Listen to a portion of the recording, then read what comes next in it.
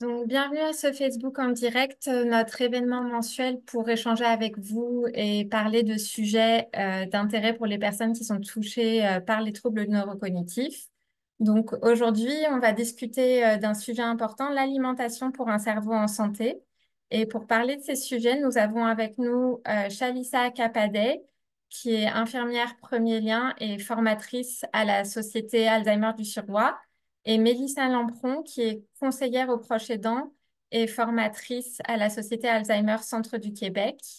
Donc, dans un premier temps, on va discuter avec Shalissa Kapadé de comment protéger la santé de votre cerveau avec une saine alimentation. Puis, on va aborder avec Mélissa Lampron les conseils sur comment gérer les enjeux qui sont reliés au repas et à l'alimentation aux différentes étapes de la maladie d'Alzheimer. Avant de commencer, je vous rappelle que vous pouvez poser vos questions sur le sujet d'aujourd'hui à tout moment, par écrit en commentaire, et ça nous fera plaisir d'y répondre. Donc, pour commencer, Shalisa, quels sont les régimes alimentaires qui sont recommandés pour prévenir les troubles neurocognitifs? Oui, c'est le super timing de faire ça après Pâques, là. Nous sommes tous gâtés en fin de semaine. On est prêts pour faire des changements. On est tous motivés pour manger plus sainement. En termes de prévention, donc, on ne connaît pas la cause de la maladie d'Alzheimer pour prévenir à 100%, mais on connaît quand même beaucoup des facteurs de risque, tels les troubles cardiovasculaires, l'obésité, le diabète, au cholestérol. Et qu'est-ce qu'ils ont tous en commun, ces aspects-là? C'est que ils sont liés à notre alimentation. Et donc, on pense qu'il y a beaucoup plus de jeux qu'on pensait auparavant là, pour réduire notre risque par les changements de mode de vie. Donc, en termes d'alimentation, ça veut dire, bon, ben, si les troubles cardiovasculaires sont liés à notre risque pour l'Alzheimer, ben, peut-être qu'on va prendre un régime pour la santé cardiovasculaire. Avec le cognitif, on parle beaucoup de la diète méditerranéenne ce jour aussi. On a combiné la diète méditerranéenne et les diètes cardiovasculaires pour créer la diète MIND, une diète d'intervention pour retarder les troubles neurocognitifs. Et à part ça, aujourd'hui, on va même plus loin. On parle vraiment des diètes à base de plantes et à grains entiers, aliments entiers. Donc, ça semble compliqué du premier coup. Mais vraiment, tous ces régimes-là, ils sont liés. Il y avait déjà beaucoup en commun. Parce qu'on ne peut pas isoler un organe et juste bien manger pour le cerveau. Ça ne marche pas de même. Bien manger pour le cerveau, c'est bien manger pour le corps au complet. Et donc, quelques-uns des aliments qu'on va probablement discuter aujourd'hui vont avoir des bienfaits, pas juste pour le cognitif, mais aussi notre santé cardiovasculaire et notre glycémie, par exemple. Donc, regardez quand vous entendez parler de différents régimes, tu sais, mais regardez encore ces éléments communs. Et moi, je suis fan du gros bon sens. Tu sais, il y a beaucoup des choses qu'on parle de réduire nos mauvais gras et notre sucre, là. Ben, ça fait du sens. C'est comme ça qu'on mangeait naturellement, que notre corps a développé en premier lieu. Donc, il va toujours avoir du débat sur la meilleure alimentation, les meilleurs aliments. Mais encore, regardez comment juste mieux manger. Mieux manger. Il y aura toujours du débat sur optimiser le maximum 100% meilleure alimentation, mais mieux manger, c'est déjà évident pour nous. Est-ce que ça répond à la question pour commencer? Oui, alors on m'a signalé qu'il y avait un petit problème de vidéo, mais j'ai pu le Oh, régler. Donc maintenant, OK. on nous voit bien, c'est Est-ce réglé. qu'ils avaient leur son au Oui, moins? ils avaient le son. Problème d'Internet? C'était vraiment juste la vidéo qui était gelée. Donc maintenant, j'ai pu régler le problème. Parfait. Donc on va pouvoir continuer.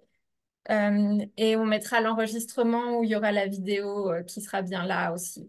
Donc, la deuxième question, c'est vraiment quels sont les aliments qu'il faut privilégier ou diminuer pour prévenir les troubles neurocognitifs? D'accord.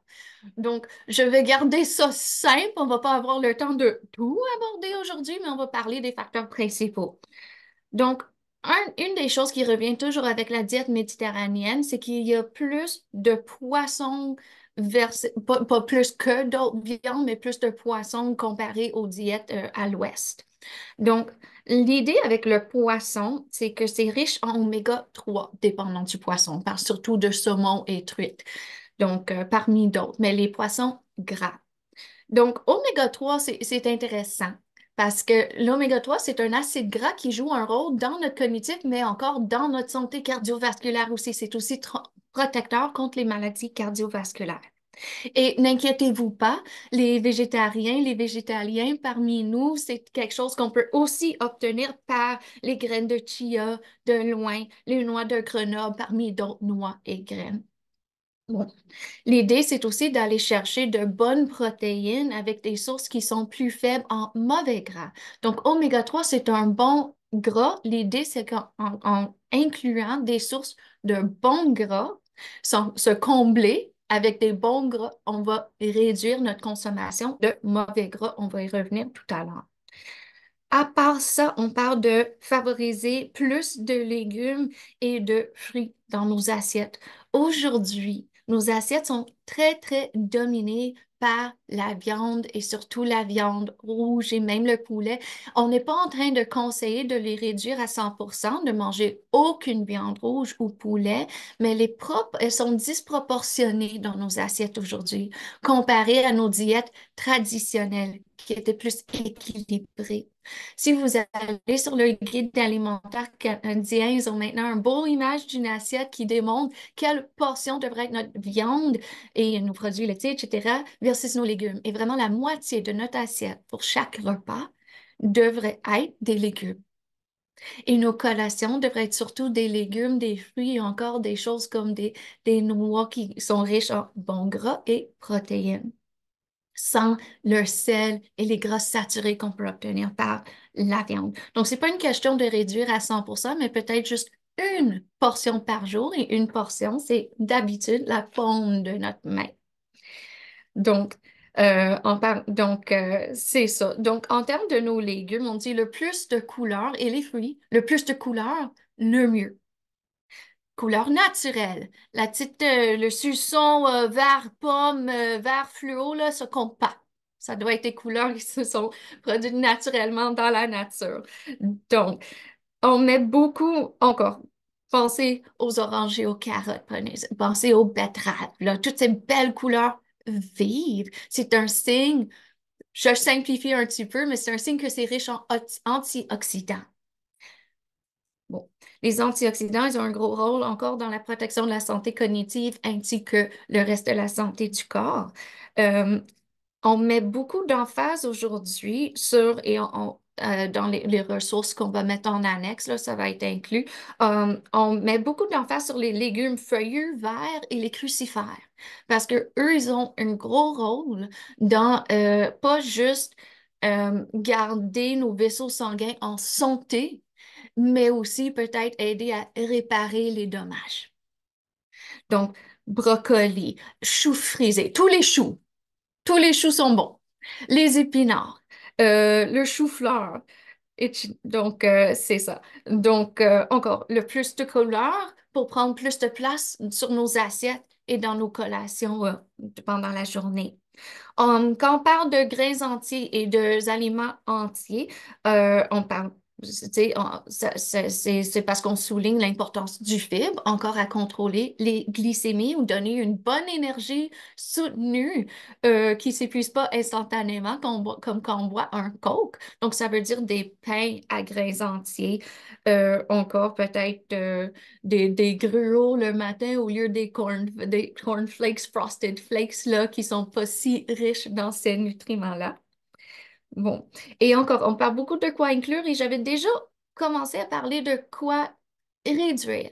Donc, encore, la viande, c'en est un important. Encore, c'est pas une question d'éliminer la viande de notre diète. Ce n'est pas les recommandations aujourd'hui, mais juste que nos assiettes soient plus équilibrées, mettre plus de place pour les aliments qui sont riches en fibres et en antioxydants, vitamines, ces nutriments qui sont vraiment essentiels à notre fonctionnement et réduire les gras saturés qui sont au meilleur inutiles, sinon endommageants euh, quand ils sont trop hauts dans notre diète. Bon. On peut aussi parler des oméga 6, donc un autre acide gras que oui, on peut en servir de notre diète, mais voilà ce qui est arrivé, les oméga 3 qu'on reçoit, comme j'ai dit, des poissons, des graines, des noix, on les a en beaucoup moins, on en a beaucoup moins dans notre diète moderne versus les oméga 6. Et cette disproportion-là, c'est une des choses qui est liée à notre, au risque de problèmes de santé qu'on voit dans l'Ouest. Euh, Ensuite, réduire le sucre, on parle de diabète. On sait que, encore, les liqueurs, encore, et les aliments hautement transformés avec beaucoup de sucre ajouté sont à éviter. Donc, encore, on revient au gros bon sens. Il devrait être équilibré. Et comme j'ai dit, on va avoir on a des documents sur notre site web déjà qui peuvent vous aider à aller plus loin dans les portions appropriées. Oh, et une petite chose que moi j'aime ajouter parce que parfois on le néglige, c'est les épices et les herbes. Parce que souvent on pense, tu sais, on parle vraiment des gros aliments, mais juste de ce qu'on choisit pour assaisonner peut avoir un gros impact. Curcuma, c'est un qu'on en parle ici et là dans la recherche, comme ayant des avantages pour le cognitif, mais encore c'est anti-inflammatoire, ça peut nous bénéficier dans plusieurs endroits de notre santé. L'ail, qui est très important pour notre santé cardiovasculaire. La cannelle même peut aider à gérer notre sucre. Donc, ça nous aide déjà à voir que, ah, mais, tu sais, il y a des façons de faire pour que ça goûte quand même bon. Tu sais. Et j'ajoute quelques bienfaits. Et encore, si je substitue la viande avec d'autres choses, bien, voici comment les faire goûter mieux, motiver un petit peu. Merci, Chalisa. Et donc, on vous mettra après la rencontre quelques liens, notamment le guide alimentaire canadien et quelques ressources en commentaire quelques minutes après la rencontre. Une autre question qu'on nous pose souvent, c'est est-ce que c'est trop tard pour adopter une alimentation saine une fois qu'on a reçu un diagnostic de trouble neurocognitif? Non, c'est jamais trop tard de bien alimenter notre cerveau. Qu'on est malade ou non, si on veut que nos neurones fonctionnent à leur meilleur, ben, il faut donner du carburant. Tu sais, il faut mettre du carburant, du gaz dans le char là, pour que ça roule. Donc, oui, on peut toujours bénéficier de bien manger. Il y a même eu certaines études qui ont démontré que, encore avec quelques-uns des stratégies qu'on a déjà discutées, on peut voir une amélioration dans l'état cognitif. Est-ce que ça veut dire qu'on est en train de réparer la maladie? Pas nécessairement. Encore, c'est une question d'optimiser le fonctionnement de nos neurones. Est-ce que ça peut jouer un rôle dans le ralentissement? Ça se peut. On voit qu'il y a beaucoup de facteurs de mode de vie qui peuvent avoir un impact sur la progression de la maladie. Est-ce que c'est une question de garder nos tissus plus en santé? Et donc, elles sont plus résistantes à la maladie. C'est encore à déterminer. Il y a encore beaucoup de recherches là-dessus. Donc, encore, l'idée, c'est numéro un, de donner au cerveau un meilleur fonctionnement, nous donner une meilleure énergie, tu sais, qui ensuite affecte notre humeur aussi, là, et tout ça, c'est lié à la santé cognitive. C'est tout le cerveau. Quand on parle de stress et énergie, fatigue, par exemple, là, tu sais, notre alimentation peut avoir un impact dessus, et ensuite, tu sais, est-ce que je suis en train d'aider mon état cognitif, maladie ou non, ou lui nuire avec ce que je mange? Euh, un- une petite note sur les études en cours. Euh, donc, encore, la diète méditerranéenne, c'est ça qu'on recommande aujourd'hui, mais il y a certaines études qui essaient d'aller un petit peu plus loin. Est-ce qu'on peut avoir un plus gros impact sur le cognitif en donnant encore un encore meilleur carburant? Donc, par exemple, on est en train de regarder les diètes cétogéniques. J'ai bien dit ça en français, cétogénique? Avec les cétones? Ok, cool. Donc, je voulais juste être sûre. Donc, longue histoire courte. L'idée, c'est que on voit de l'évidence que peut-être avec l'Alzheimer, on n'absorbe pas, je simplifie beaucoup là, on n'absorbe pas le glucose comme il faut. Glucose, c'est le sucre qu'on se sert majoritairement pour nous donner de l'énergie. Si le cerveau est moins capable de l'absorber, ben peut-être qu'on peut trouver un alternatif. Et ça, c'est les cétones. Donc, c'est un diète qui est plus haut en gras, bon gras. Tu sais, c'est pas la diète Atkins, là. C'est le bon gras. Réduction des sucres. C'est encore préliminaire, mais on voit peut-être que ça pourrait être une piste prometteuse. Donc, aider les personnes, encore aider le cerveau à mieux fonctionner en optimisant comment il reçoit de l'énergie en premier lieu. Ensuite, on a les diètes à base de plantes. Et c'est pas la même chose que végétarien et végétalien, parce qu'on peut être végétalien et pas bien manger. Mais il y a des chercheurs qui essayent de pousser plus loin, d'aller au-delà de la diète méditerranéenne, pas juste en coupant la viande et les produits laitiers, mais vraiment toute source de gras, qui est bien souvent des produits animaliers.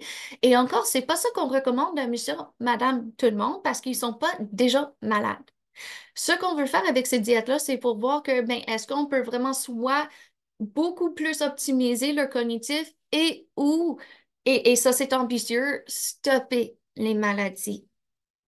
Parce qu'encore, on ne connaît pas la cause, on ne connaît pas les éléments déclencheurs. Donc, il y en a certains qui disent, ben peut-être on pense que c'est irréversible, qu'on ne peut pas l'arrêter, mais est-ce qu'on a vraiment tout essayé? Donc, c'est des régimes, encore, et c'est pas tout seul, là, souvent c'est combiné avec des programmes d'exercice, etc. Donc, des régimes vraiment stricts, plus restrictifs. Parce que quand j'ai une maladie, c'est pas juste une question de préserver mes neurones, c'est de réparer un dommage. Et ça prend beaucoup plus de ressources. Donc, quand vous entendez parler de cette recherche, ça veut pas, ça veut dire, moi, je le prends comme un espoir. Ah, il y a des choses qu'on ne connaît pas, il y a des choses qu'on n'a pas testées encore. Peut-être qu'il y a un potentiel là qu'on va découvrir. Mais encore, prévenir est toujours plus facile que de traiter. On voit ça avec les maladies cardiovasculaires. Oui, on peut réverser même des maladies cardiovasculaires graves, mais ça prend beaucoup plus de travail, beaucoup plus de ressources et beaucoup moins d'exceptions. Donc, restez en santé, vous pouvez vous permettre les petites exceptions ici et là. Si on tombe malade et on veut réverser, ah, là, on n'a plus cette flexibilité-là. Merci, Chalisa. Et on le sait, pour beaucoup, c'est difficile de changer son alimentation. Ce serait quoi le conseil pour commencer, commencer à aller vers une alimentation plus saine, peut-être intégrer un peu plus de légumes? Oui, et encore, donc, je vais donner quelques petits trucs. Je vous encourage aussi de consulter les ressources pour les portions parce que j'ai pas le temps de montrer plein de diagrammes. Donc, les portions, c'est assez important. Donc, comment augmenter, par exemple, nos portions de bonnes choses et réduire les portions de mauvaises choses? Mais j'ai déjà abordé du saumon. Et encore, les autres sources de protéines, pois chiches, lentilles, fèves. Si on peut réduire encore à juste une fois par jour une petite portion de viande et décorer notre assiette avec d'autres choses, c'est déjà mieux. Mais encore, le poisson, en même temps, ça va nous donner notre oméga 3 très facilement. Donc, encore, je suis en train de remplacer quelque chose qui est moins bon avec quelque chose qui semble être hyper bon. Euh, Moi, je dis toujours tu sais, les légumineuses ne sont pas toujours populaires. Moi, je dis, prenez un plat que vous aimez. Moi, c'est le chili. Tu sais. Moi-même, je suis végétarienne en passant. Et une chose que j'ai trouvé facile à transitionner, c'était les chilis. Parce que je peux remplir mes chilis avec des légumes, des légumineuses, là, et ça goûte toujours le chili. Je n'ai pas nécessairement besoin de ce bœuf haché. Donc, voilà un plat qui se convertit plus facilement dans la semaine. Encore. En termes d'augmenter nos légumes, donc ajouter plus de légumes sur notre assiette, donc plus de variété. Et encore, est-ce que c'est juste une question de quand je fais mes patates, j'ajoute des carottes, j'ajoute du verre. Moi, je prends des poignées de... Moi, j'achète des légumes congelés. J'ai des légumes que j'achète frais et d'autres qui sont congelés parce que quand c'est congelé, c'est déjà coupé, souvent. Ça a été congelé ou surgelé, m'excuse, lorsque le légume était au top de ses nutriments. Et c'est aussi plus abordable. Surtout pour les petits fruits. Ça devient cher. Les bleus, les framboises, là, on dit que s'ils sont très bons, bonnes pour la santé, mais ils peuvent coûter cher là au maxi, dépendant de la journée. Donc, quand on achète en congelé, j'ai parfois plus de ce légume-là déjà préparé et pour moins cher, souvent. Donc, j'épargne du temps et de l'argent. Donc, ce que je fais avec, par exemple, mon chou frisé congelé, ou encore, ça peut être vos épinards frais, c'est aux préférences de chacun. Chaque fois que je fais un curry, une sauce, une soupe, un ragoût, je prends des poignées de ce beau verre-là et je l'ajoute. Encore, parce que quand c'est dans du cas, on n'aime pas le goût, là, une salade chou frisé, c'est pas pour tout le monde. Mais quand c'est dans nos sauces, avec tous les épices, ah, le goût ne nous dérange pas tellement. Et encore, on commence à s'habituer. Et je dis la même chose pour les légumineuses. Tu sais, parfois, je fais une soupe, mais je vais pas juste faire une petite soupe de légumes transparente et pas très comblant. Je vais ajouter des pois chiches ou des lentilles. Donc, expérimentez. Il faut l'essayer. Et vous pouvez toujours trouver de belles, belles recettes. Et c'est là surtout le guide alimentaire canadien. C'est vraiment bien comment qu'ils ont. C'est vraiment accessible la façon qu'ils ont fait leur site web. Je voulais aussi mentionner les huiles. Donc, j'ai parlé de mauvais gras versus bon gras. L'huile d'olive, je simplifie un petit peu. C'est un gras qui est pas si pire pour nous. C'est l'oméga 9 versus les huiles de canola et de végétales, etc., qui sont beaucoup plus de oméga 6 saturés. Donc, on recommande de ne pas acheter des vinaigrettes déjà préparées, de ne pas cuire avec l'huile végétale, d'utiliser plutôt l'huile d'olive pour cuire et pour faire nos vinaigrettes. Donc, un petit peu d'huile avec, dépendant de ce que vous mangez, vinaigre cidre pomme, vinaigre balsamique. Ça fait quand même une belle petite vinaigrette qui est plus bas dans les mauvais gras. Et en même temps, les vinaigres vont venir activer les éléments protecteurs dans nos légumes vertes en passant. Les épinards, par exemple, si je fais une salade d'épinards au lieu de laitue iceberg, là, presque transparente, vert foncé, beau, un petit peu de vinaigre, j'ai beaucoup plus de potentiel à agir sur ma santé cardiovasculaire avec ce genre de combinaison. Moi aussi, j'utilise les champignons pour rendre les repas plus substitutifs. Encore, jouez avec vos salades pour qu'ils soient plus variés. Tu sais, on a tendance à mettre le tomate là et ça arrête là. Ajoutez des poivrons, même des concombres. Là, on va ajouter un petit peu plus d'eau. C'est important d'être bien hydraté aussi pour le cerveau. Donc, aussi, je vais souvent, on avait parlé des graines de chia et de lin, aussi source d'oméga 3, les ajouter dans nos salades. Et encore, la salade devient plus comblante. Elle comble mieux. Donc, j'ai peut-être pas autant besoin de me fier à ma viande pour me remplir. Bon. Pour nos collations, favoriser les petits fruits, les noix, les légumes tranchés, encore quelques carottes.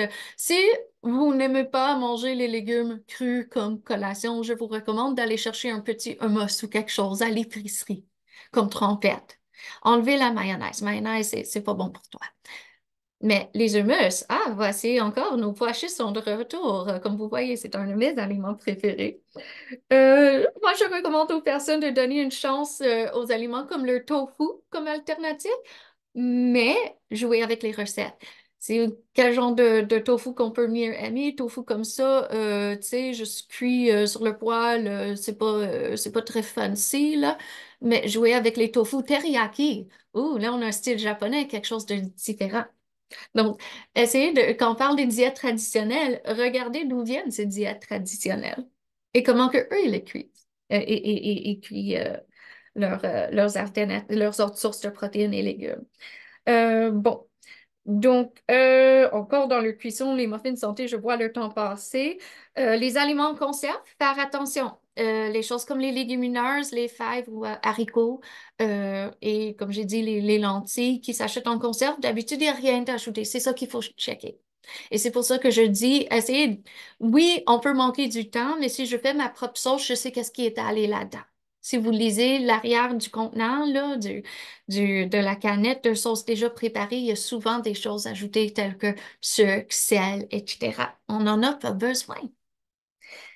On a beaucoup plus de contrôle qu'on cuisine chez nous, mais encore, comme j'ai dit, les choses comme les aliments en conserve et les légumes surgelés, ça peut nous aider à accélérer le processus un petit peu. Euh, En termes de grains entiers, encore remplacer mes céréales Frosted Flakes, Lucky Charms par du gruau, encore un grain entier. Donner juste un petit peu de cannelle. On avait dit que la cannelle est bon. Et juste un petit peu de sucre d'érable.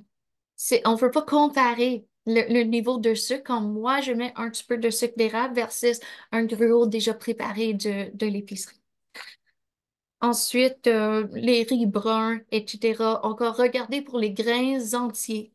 C'est ça le mot qu'on cherche sur les paquets. Si on peut cuire notre pain, encore mieux, mais ça, on n'a vraiment pas tous le temps. Donc, chercher ces aliments-là, le riz brun, bien rincé, toujours important de bien rincer notre riz, mais pour les contaminants, mais tu sais, c'est quelque chose qui peut encore nous combler, mais être encore plus nutritif que le riz blanc. Merci, Chalisa.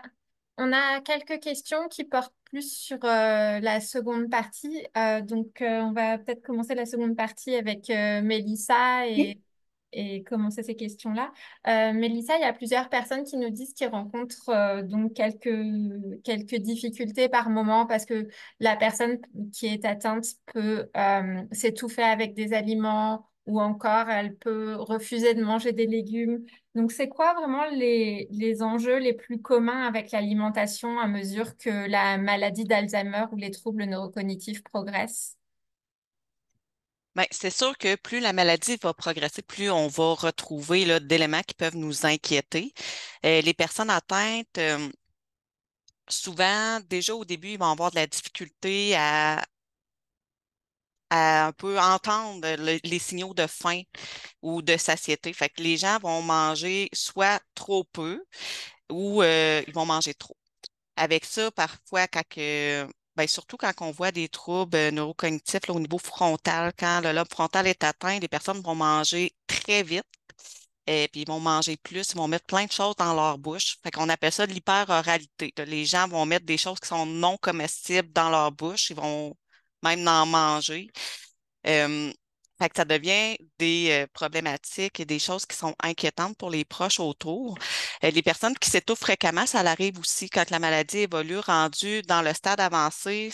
Souvent, ils vont s'étouffer plus facilement parce que le réflexe de déglutition, il est moins bon. Fait que dans ce temps-là, c'est sûr qu'il y a des choses qu'on peut mettre en place. On peut utiliser des liquides épaissis. Souvent, dans les CHSLD, c'est ce qu'ils vont faire également. Là, il y a des poudres exprès pour ça, pour épaissir les liquides. Euh, pour ce qui est des autres aliments, là, c'est sûr que quand c'est sec, c'est plus difficile à avaler. Fait qu'on va ajouter des sauces. On, on va s'arranger pour que ça soit plus tendre pour manger. Fait qu'on va enlever tout ce qui est dur ou les pleurs et puis ces choses-là avec lesquelles ils pourraient s'étouffer. Fait que je pense que je réponds quand même pas mal à ces questions-là. Il y a aussi ce qu'on peut s'inquiéter là, quand on parle d'alimentation. Chélissa le mentionnait un petit peu tantôt, c'est de l'hydratation. On n'y pense pas nécessairement parce que alimentation, on pense à la nourriture, à qu'est-ce qu'on ingère de solide, mais c'est important de s'hydrater adéquatement. Puis les personnes atteintes de troubles cognitifs vont pas nécessairement ressentir leur soif, puis ils vont pas penser à boire non plus. Puis déjà, avec le vieillissement normal, les gens ont tendance à moins boire puis à se déshydrater, sont plus sensibles à la déshydratation. Fait que de faire attention à ça aussi et de s'assurer qu'ils restent hydratés, ça devient vraiment important. Et ça, il y a plein de petits trucs qu'on peut mettre en place là, pour éviter de se rendre à de la déshydratation, justement. Fait que là, j'ai parlé plus sur les choses qu'on s'inquiète dans le stade modéré, avancé, là, avec les gens qui mangent plus, les gens qui mangent moins, l'étouffement. Mais dans le stade léger, on en voit moins, sauf que tout ce qu'il y a autour de l'alimentation va être perturbé. Fait que gérer le garde-manger, là, les aliments qui sont périmés ou gérer qu'est-ce qui me reste pour pouvoir après ça me faire une liste pour aller à l'épicerie, ça devient compliqué. La planification, justement, des courses, la planification des repas, mon menu de la semaine, ça peut devenir aussi très compliqué et choisir des aliments avec discernement, choisir les bons aliments, ça peut devenir difficile. Surtout quand il y a une atteinte justement frontale, que là, la personne va être attirée plus vers les aliments qui sont transformés, les aliments qui sont moins sains pour elle. Fait que là, intégrer une alimentation qui est plus saine, plus du style méditerranéen, comme vous parlez chez Lisa tantôt, ça devient compliqué parce que là, la personne a moins d'intérêt et ses choix alimentaires sont pas nécessairement les bons. Alors, ça répond à ta question? Oui, ça répond bien à ma question. Et justement, comment on peut garder la personne intéressée par son alimentation? Est-ce que c'est important, par exemple, de continuer à l'impliquer dans les repas? Est-ce qu'il y a des moyens de la garder intéressée? C'est super important d'intégrer la personne, de l'impliquer dans les repas.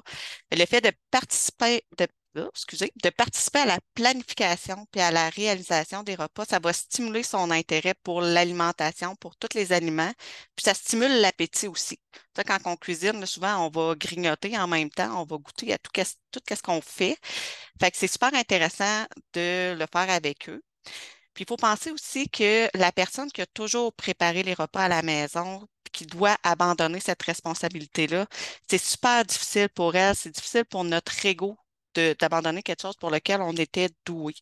Fait que de l'impliquer le plus longtemps possible, ça va lui permettre de se sentir utile, puis ça va faciliter la transition aussi pour que le prochain aidant puisse prendre le relais éventuellement. Fait que pour pouvoir l'intégrer puis l'impliquer dans la préparation, c'est important de se concentrer sur qu'est-ce qu'elle est capable de faire, sur ses capacités actuelles. C'est sûr que parfois, d'une journée à l'autre, ça peut être changeant. Fait qu'il faut être capable de s'adapter aussi. Fait que ce qu'on peut faire, c'est de lui demander de nous aider dans la préparation des repas et des collations en choisissant des tâches qui vont correspondre à ses capacités. On peut lui faire éplucher des légumes, on peut lui faire couper les légumes ou les fruits, peu importe, fait que faire brasser les aliments. Fait qu'on va lui faire faire ce qu'elle est capable de faire. Puis quand on cuisine avec elle, on va essayer de se placer soit à côté, soit face à elle pour qu'elle puisse voir un petit peu qu'est-ce qu'on est en train de faire et nous imiter si elle sait plus trop où est-ce qu'elle en est rendue. Quand on cuisine avec une personne qui a un trouble cognitif, ça va être important de simplifier les tâches et de donner des instructions une à la fois. Si on en donne trop, on va la perdre dans toutes nos explications. Et puis, on va offrir notre aide juste si c'est nécessaire. On essaie de ne pas faire à sa place. Et une chose super importante, on va accepter que ça ne soit pas parfait. Ça, parfois, on a des petits tocs, si on veut, là, comme moi, j'aime bien ça quand tous mes légumes sont tranchés bien égales, mais peut-être que ça ne sera pas le cas avec la personne qui a un trouble cognitif. Fait qu'il faut accepter que ça ne soit pas fait à notre façon. Ça va être bon pareil. Fait qu'on la laisse faire comme elle le fait. Puis si ça vous dérange trop, ben, un coup qu'elle n'est plus à côté de vous, ben, vous pouvez le refaire si vous voulez. Mais pour faire en sorte qu'elle soit encouragée et qu'elle le fasse, on essaie d'accepter ces petits écarts-là. Puis, on peut l'encourager aussi à nous aider à mettre la table, à débarrasser la table, faire la vaisselle. Donc, tout ce qui entoure le repas, ça peut être intéressant pour elle là, de le faire si elle est encore en mesure de le faire. Puis, on peut adapter aussi les choses pour que ça soit possible aussi qu'elle nous aide. Merci Mélissa. On a une question de Louise qui nous dit que la personne a la difficulté à manger différentes textures et même refuse de les manger. Est-ce que tu aurais une proposition pour aider cette personne? Qu'est-ce qui peut être fait? Mais il faut toujours penser à qu'est-ce que la personne aimait avant. Déjà là, ça, si c'est quelqu'un qui a toujours détesté manger mou, les purées, tout ça, on va essayer d'éviter ça. Il faut aimer la texture à la base. Ça, si je pense, moi, là, j'adore ça, les textures croustillantes. Fait que c'est sûr que si tu m'arrives avec un pain trop mou, je le mangerai pas, ton pain. Fait que c'est la même chose pour eux autres. Il faut vraiment y aller avec les goûts qu'ils avaient, euh, puis essayer de favoriser les textures qu'ils aiment. Si par exemple, la personne, elle se met un morceau de fromage dans la bouche, puis elle leur crache. C'est peut-être pas à cause de la texture à ce niveau-là, c'est peut-être le goût, c'est peut-être pas assez goûteux. Fait qu'on peut essayer d'ajouter des épices ou des choses qui vont ajouter de la saveur pour aussitôt qu'elle l'a dans la bouche, ça goûte quelque chose. Fait que les trempettes pour les légumes, c'est super parce que ça va goûter tout de suite quand on va se le mettre dans la bouche. Fait qu'il faut jouer, il faut essayer des choses. Merci. Une autre question, c'est une fois qu'on arrive à l'hébergement en CHSLD ou en résidence pour aînés, à un stade plus avancé, comment on peut gérer les soucis d'alimentation? Mais souvent rendu en CHSLD, bon, il va y avoir toute une équipe multidisciplinaire autour de la personne. Fait qu'il va y avoir déjà une diététiste sûrement dans le dossier. Il y a le médecin, il y a les ergos qui vont être là pour aider puis adapter euh, l'heure des repas. Fait que ça peut être par des ustensiles adaptés, des plats qui vont être adaptés pour que ça soit plus facile pour la personne. Ou encore, ils vont y aller avec des purées. euh, pour que la personne puisse continuer à manger. Souvent, quand ils sont en purée, bon, on voit les gens qui sont nourris par les préposés. Mais ça peut être intéressant d'avoir aussi des choses qui se mangent avec les mains. Fait que quand ils sont rendus à un stade avancé, s'ils sont encore en mesure d'avaler correctement, ben on va privilégier les légumes qui sont coupés, les fruits. On peut y aller avec des fruits qui sont plus mous, sur des fruits en conserve. On peut y aller avec des voyons, excusez, je vais le dire, des morceaux de fromage, des bouchées, tu sais, on peut faire des petites boules d'énergie, là, des choses qui se mangent en bouchées qu'on peut facilement laisser à portée de la personne. Aussi, c'est important, surtout en résidence, là, en CHSLD, puis en résidence intermédiaire, de laisser le temps à la personne. C'est des choses, des fois, qu'on oublie, qu'on ne fait pas nécessairement. Puis quand on commence à ramasser la vaisselle, puis voyons, desservir la table, les personnes qui sont encore en train de manger, ils vont être premièrement déconcentrés. Ça, ils n'ont plus nécessairement suffisamment de concentration pour rester concentrés à ce qu'eux ils font. Fait que, ils vont être portés à regarder qu'est-ce qui se passe autour. Et comme on est en train de débarrasser, il y a bien des chances pour qu'ils arrêtent de manger. Ils voient que tout le monde a terminé, fait qu'eux aussi vont arrêter. Fait qu'on ne favorise pas une bonne alimentation dans ce temps-là. Et puis, bon, le fait, comme je disais tantôt, d'utiliser des sauces, ça va aider aussi pour que ça soit plus facile de manger et de servir les aliments un à la fois pour éviter qu'ils mélangent toutes les choses ensemble. Ça, on le voit souvent en CHSLD, quand il y a trop de choses devant eux, ils vont mettre le dessert, les patates, l'eau, le café, ils vont faire une bouillie, finalement, ils ne mangeront pas. Ils vont juste jouer dans leur assiette. Fait que de servir vraiment des aliments un à la fois va être vraiment aidant dans ces cas-là. Merci Mélissa. On a aussi quelques questions pour Shalissa. On nous demande, donc c'est Julie qui demande, est-ce qu'il y a un mode de cuisson qui est à privilégier? Donc, le moins frit, le mieux. Donc, c'est pas, tu sais, tout ce qui est juste cuisson générale sur le poêle et tout ça, ce qui est vraiment cloche dans notre diète d'aujourd'hui, c'est qu'on utilise trop d'huile. On est en train de faire frire nos aliments dans de l'huile. Donc, c'est plus ça qu'il faut éviter. Après ça, tu sais, j'avais commencé à dire tout à l'heure, là, on peut quand même avoir des muffins, des choses comme ça, et avoir des petits desserts au déjeuner. Santé, c'est juste une question des ingrédients. Donc encore, je fais un muffin à base de l'avoine, fais mon sucre avec mes beaux bleuets congelés ajoutés là-dedans. Là. Encore, c'est plus une question de ces ingrédients-là. J'ai quand même mangé un muffin, mais c'était quel genre de muffin? C'est quel genre de farine que je me suis servi. Donc, pas frire. Et pour le reste, juste moins d'huile et bons ingrédients. Merci. Et une autre question aussi, c'est est-ce qu'il y a une bonne alternative au sucre? Je pense que tu en parlais tout à l'heure, peut-être du sucre d'érable ou... Donc, c'est pas encore, il faut pas trop abuser non plus. Mais parfois, par exemple, le miel. Si on cuisine avec du miel, parfois, ça peut donner plus de saveur. On peut pas juste boire en contenant de miel non plus. Tu sais? Donc, c'est pas que, tu sais, avec les stevia et tout ça, c'est toute une question de modération. Beaucoup, on a juste beaucoup trop de sucre ajouté. Mais c'est quelque chose qu'on a appris. C'est presque une petite addiction qu'on a créée. Quand on s'habitue à réduire, et c'est pour ça que, tu sais, je donne des stratégies, mais c'est pas pour vous dire, OK, demain, là, quand vous allez faire vos repas, là, faites tout ça. Non, c'est un petit peu à la fois. Parce que si je peux juste éliminer, par exemple, avec le sucre, les liqueurs et les jus de fruits, et remplacer avec de l'eau ou peut-être un petit peu d'eau avec du citron. Ah, je viens de couper. Si j'en buvais, je viens de couper une méchante quantité de sucre tout de suite. Et avec toutes ces stratégies-là, chaque petit peu compte. Le plus qu'on fait, le mieux. Mais si j'essaie juste un petit changement, je remplace les huiles de canola à la maison avec l'huile d'olive. Je coupe les liqueurs. Je réduis mon sel un petit peu. Je réduis mon sucre dans les assiettes. J'essaie d'incorporer un de ces changements-là. Et je réussis. Ah, je suis beaucoup plus motivée, ça semble beaucoup plus réaliste de faire un autre petit changement. Et les petits changements successifs, c'est ça qui va entraîner un gros changement.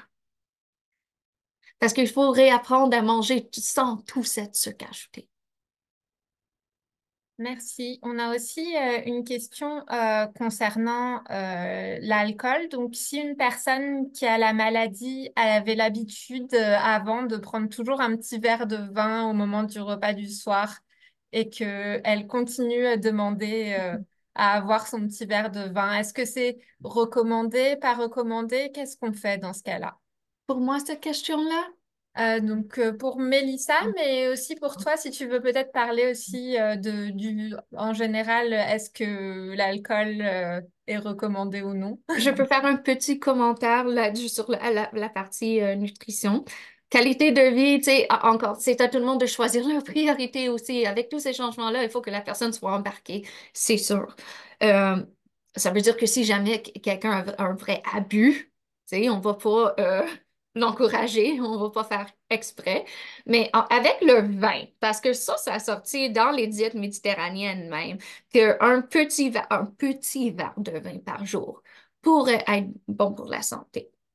Parce qu'il y a certains éléments qui peuvent être protecteurs dans le vin. La seule chose est que le vin, ça a quand même de l'alcool. Et l'alcool lui-même est neurotoxique.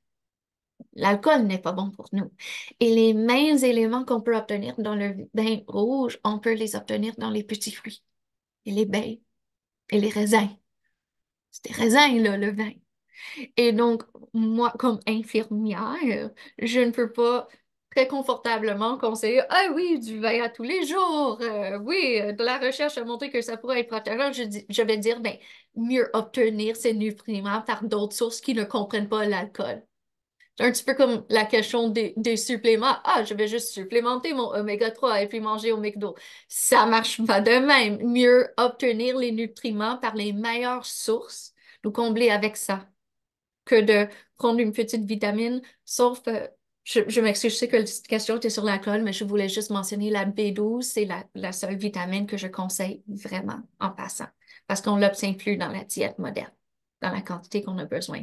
Mais les choses comme les produits de vin rouge, là, les oméga, etc., mieux prendre dans les bonnes sources, moins compliqué. Moi, de mon côté, je suis tout à fait d'accord avec tout ce qu'elle vient de dire, mais comme qu'elle disait, c'est sûr qu'il y a OK, la qualité de vie qu'il faut tenir en compte. Et quand la personne est rendue en hébergement, bon, là, c'est de savoir est-ce qu'on privilégie sa santé ou est-ce qu'on privilégie son bien-être, sa qualité de vie, si pour elle, c'était quelque chose qui était très important. Quelque chose qu'on peut faire pour un petit peu se sentir peut-être moins coupable, aller chercher du vin sans alcool. Si ça peut faire en sorte que la personne mange son repas, ben pourquoi pas?